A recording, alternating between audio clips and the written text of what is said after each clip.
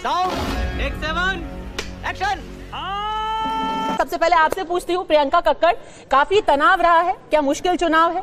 देखिए, बहुत डिफिकल्टी इस बात की हुई जो भी हुई कि भाजपा अपनी काली करतूतें करती रही और इलेक्शन कमीशन अपनी आंखें मूंदे बैठा रहा।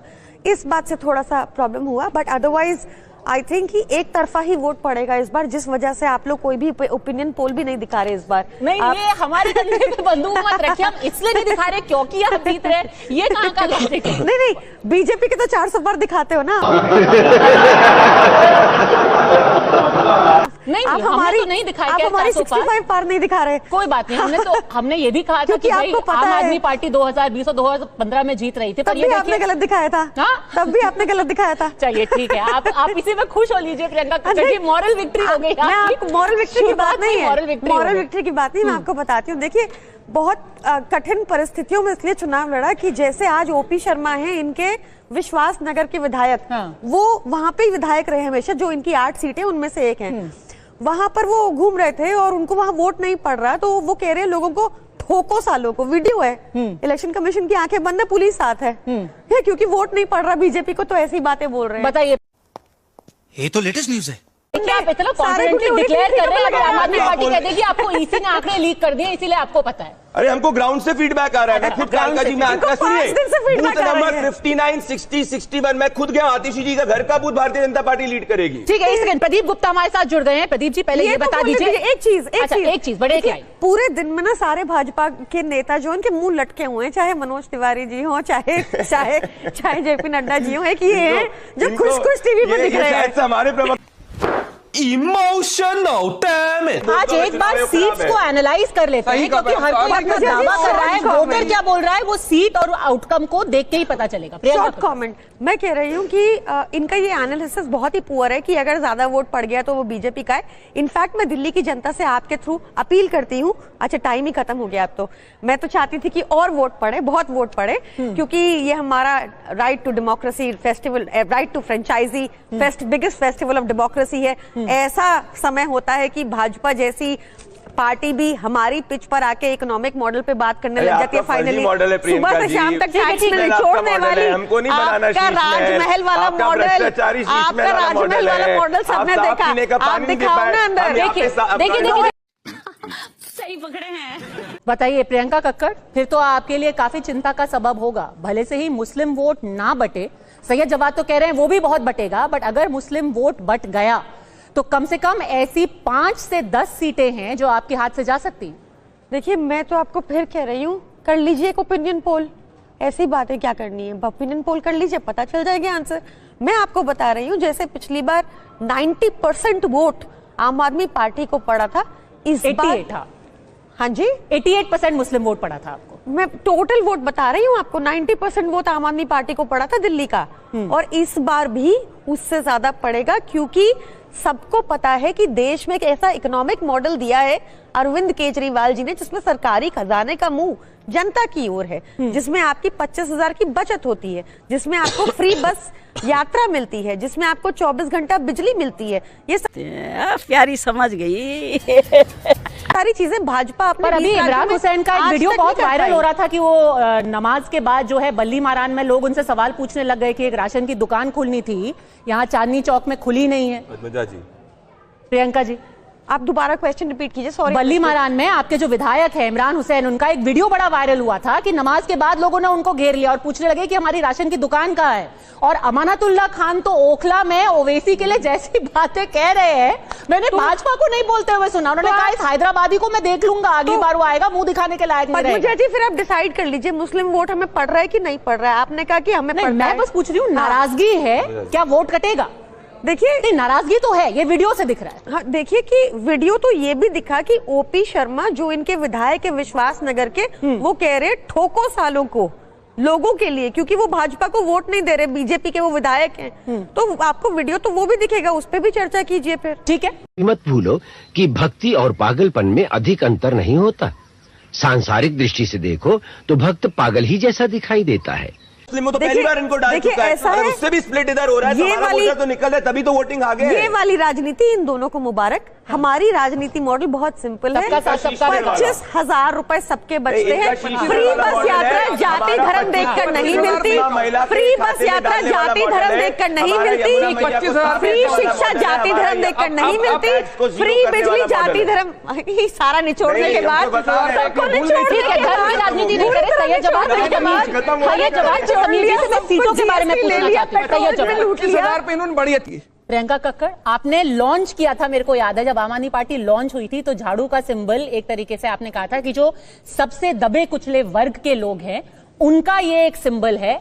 वाल्मीकि मंदिर से आपने लॉन्च किया था और अगर अब उन्हीं लोगों का मोह भंग हो रहा है तब तो ये बहुत बड़ा चिंता का विषय है। क्यों लग रहा है आपको मोह भंग हो रहा है? नहीं, ये एनालिसिस है ना किसका, कैसे पता इनको? अरे नई दिल्ली सीट पे आप देखिए वाल्मीकि कम्युनिटी के लोग, अरविंद केजरीवाल को वहां पर सभा होने वाली थी तो वहां मैसेज आया कि भाई वहां नाराजगी है। आपको गलत लग रहा है? चल रहा है सोशल मीडिया पे, देखिए ना वाल्मीकि कम्युनिटी के लोग, दलित कम्युनिटी के लोग। आप क्या चाहते हैं बीजेपी? अच्छा बताइए सच आप चाहते हैं बीजेपी जीते? बताइए ना, या कांग्रेस जीते, ये बताइए। आपको तो 8 तारीख को क्लियर हो जाएगा। बताइए ना आपका क्या मानना है? को ये क्लियर हो जाएगा। चाहत नहीं होगी, वो तो एनालाइज कर सकते हैं ना। नहीं कर रहे, गलत एनालाइज कर रहे हैं। सुनिए ना, सुनिए, आप मुझे बता दीजिए। चलिए, दलित समाज को क्या 200 यूनिट बिजली फ्री नहीं मिलती या उनको शिक्षा फ्री नहीं मिलती? आपको पता है अरविंद केजरीवाल जी के बेटे को, अरविंद केजरीवाल जी का बेटा और एक दलित समाज का बच्चा विकास, मैं पूरा नाम भूल रही हूँ, इकट्ठे आईआईटी में एडमिशन हुआ। आप गूगल कर लीजिए यार, इकट्ठे आईआईटी में एडमिशन हुआ, वो साथ पढ़ते हैं, ये फर्क आया।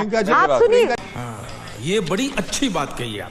करोल बाग का भी बता दूं आपको, करोल बाग में कम वोटिंग इसलिए हुई है क्योंकि वहां पे सिर्फ एक ही लहर है, विशेष रवि जी की, वो भी जीतेंगे 100%। आप लिख के ले लीजिए। तो इन्होंने कहा कि जहाँ कम वोटिंग हुई उनकी मतलब ओवरऑल दिल्ली के अंदर वोटिंग ज्यादा हुई है, मतलब ये खुद मान रही है प्रियंका कक्कड़ की भारतीय जनता पार्टी की सरकार आने वाली है। किस भी अपनी पढ़ भी, आज प्रियंका कक्कड़ के एनालिसिस ने स्पष्ट कर दिया कि भाजपा की सरकार आने वाली है। इन्होंने दलित, आज पद्मजा जी आप देख सकती है कितनी अंडर कॉन्फिडेंट है आज प्रियंका जी। मैं आपको दूसरी बात बताना चाहता हूँ, ना कोई दलित इनने राज्यसभा एमपी दिया, ना इनने कोई दलित। अच्छा, ये अब मान भी रही कि सीएम हमारा बन रहा है। सोचिए 6 बजे के होते होते अभी हमसे सीएम का उम्मीदवार पूछ रही है, मतलब प्रियंका जी को भी अंदर सब मैसेज आ रहा है कि हमारा भारतीय जनता पार्टी का उम्मीदवार ही सीएम बनेगा। बनेगा। Are you comedy me? जवाब दीजिए ना, दलितों को भी तो 200 यूनिट फ्री बिजली नहीं मिल रही ना। मैं TV9 भारतवर्ष की रिपोर्ट देखी मैंने, कई जगह महजाजपुर के अंदर दलित गांव के अंदर गया, नहीं मिल रहा। मैं बताता हूँ 200 यूनिट नहीं मिल रही। प्रियंका जी आप लोगों के शीश पे नहीं मिल रही। हम दलित भाई को साफ पीने का पानी देंगे, अच्छी सड़क देंगे, बिजली फ्री देंगे, 2,500-2,500 रुपए उनके खाते के अंदर देंगे।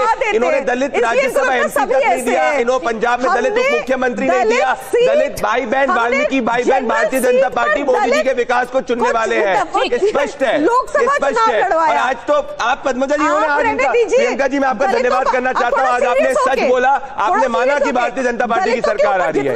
आज नहीं, आपने जाके अमृतसर के अंदर क्या किया, बाबा साहब भीमराव अम्बेडकर जी की मूर्ति जो है उसको डिफेस करने का प्रयास करा और आप सब शांत रहे। कॉन्स्टिट्यूशन ऑफ इंडिया जो है उसके सामने अपने बाबा साहब भीमराव अम्बेडकर जी की फोटो हटा के सिर्फ अरविंद केजरीवाल जी की फोटो हटा दी। दलित उप मुख्यमंत्री नहीं दिया आपने, क्यों नहीं दिया आपने? आरक्षण नहीं दिया आपने, राज्यसभा में दलित मुख्यमंत्री नहीं भेजा। आप कुछ भी बोलो, ये नहीं सुनने वाला। एक बात बताती हूँ, अगर मैं आपको बता रही हूँ, अवध ओझा वाली सीट भी हम जीतेंगे। आप देखिएगा, रिकॉर्ड कर लीजिए, रिकॉर्ड कर लीजिए। एक तरफा भारतीय जनता पार्टी पटपरगंज जीतेगी और इलेक्शन के डे पे कर रही है। अपनी बारे भी इनको बोलना होता है। रिकॉर्ड करवा रहा हूँ, बोलिए। सब कुछ रिकॉर्ड करा रही हूँ, आप छुप जाएंगे 8 तारीख को। पटपरगंज की सीट एक तरफा भारतीय जनता पार्टी जीतेगी। सुबह 10 बजे अंडरग्राउंड हो जाएंगे। रिकॉर्ड कर लीजिए, ये भी चलिए रिकॉर्ड कर लीजिए। भारतीय जनता पार्टी सरकार बनाएगी। आप पटपड़गंज का मार्जिन मेरे को बता दीजिए। मैं सेफोलॉजिस्ट नहीं हूँ क्योंकि आपके सेफोलॉजिस्ट भी नहीं बता पाते। 400 पार जो बता रहे थे ना, पर जीत रहे हैं ना पटपड़गंज, हम जीत रहे हैं। आप देखिएगा कि इस बार हमारे साथ प्रो इनकम्बेंसी हुआ है क्योंकि जनता को समझ आ गई है ये विभाजनकारी राजनीति। ये विभाजनकारी राजनीति करने वाले लोग, ये नेगेटिव राजनीति करने वाले लोग, ये लोगों को टैक्स में निचोड़ने वाले लोग, ये ऐसे लोग जिनका सरकारी खजाने का मुंह इनके पूंजीपति। एक सेकंड, उन्होंने एक जरूरी बात की है। एक सेकंड, उन्होंने जरूरी बात की है। भारतीय जनता पार्टी ने करा है। अभी इनकम टैक्स समझ जाइए। मार्जिन सब जीतेंगे ना, मार्जिन बता रहा हूँ। 10,000 से ज्यादा मार्जिन से पटपरगंज की सीट हम जीतेंगे। इन्होंने मार्जिन नहीं बताई, हम बता रहे हैं, आप रिकॉर्ड करिए। ऐसे तो नहीं होता है। एवरेज निकाल लें तो दोनों ही पोल्स प्रियंका जी आपको पूर्ण बहुमत फिलहाल तो नहीं दिखा रहे। कांग्रेस को मेरे ख्याल से दोनों में ही 0-0 मिल रहा है। प्रियंका जी देखिए, ऐसा है, मैं आपको एक बात बता देती हूँ, बड़ा सिंपल सा आकलन बता देती हूँ। पोल ऑफ पोल से मैं बताना चाहती हूँ, इससे पहले कि प्रियंका जी कहें कि हमेशा सब गलत होते हैं, आप गलत हो। पोल ऑफ पोल मतलब आज तक मुझे आप पहले दिखा दो कि दिल्ली चुनाव के बारे कौन सा पोल सही निकला। पहले तो एक तो चीज ये जवाब देता हूँ, आप रुक जाओ ना, हर बात में जवाब देता हूँ। अभी जवाब जनता देगी आपको, रुको। जनता देगी, हम जीतेंगे। बीच में आ गए, मैं आप बीच में ना बोल, थारे माथे पर लिखा है बीच में ना बोल। को सिंपल सा एक आंकलन बता रही हूँ।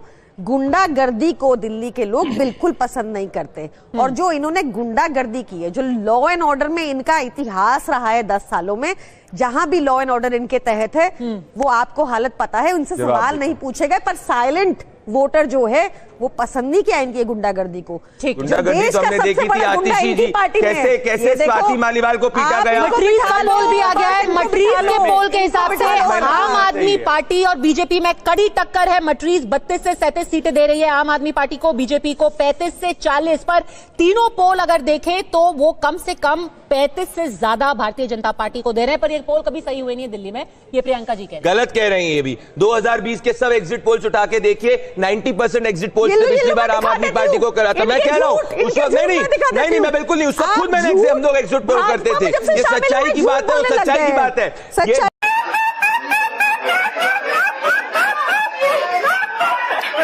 दर्शा रहे हैं कि दिल्ली का मूड क्या है। 50 से ज्यादा सीट भारतीय जनता पार्टी निकाल सकती है, तो अंडर एस्टिमेट कर रहे हैं अरविंद केजरीवाल जी और आम आदमी पार्टी जी की गुंडागर्दी से घबराए हुए हैं। ये देखिए आप, अगर आपको लगता है 2020 एग्जिट पोल है मेरे पास 2020 के, ये सुनिए। हाँ, अब मैं नाम लेके तो बता नहीं सकती। हाँ, चलिए मैं आपका बता देती हूँ, आपका बता देती हूँ। आपने कहा था कि हमारी 54 आ रही है और इनको 15 दी। नहीं, तो ट्रेंड तो सब सही बता रहे, खुद ही बोल रहे, चुल गई है, खुद ये बोल रही है कि ट्रेंड एग्जिट पोल में सही बता रहे हैं।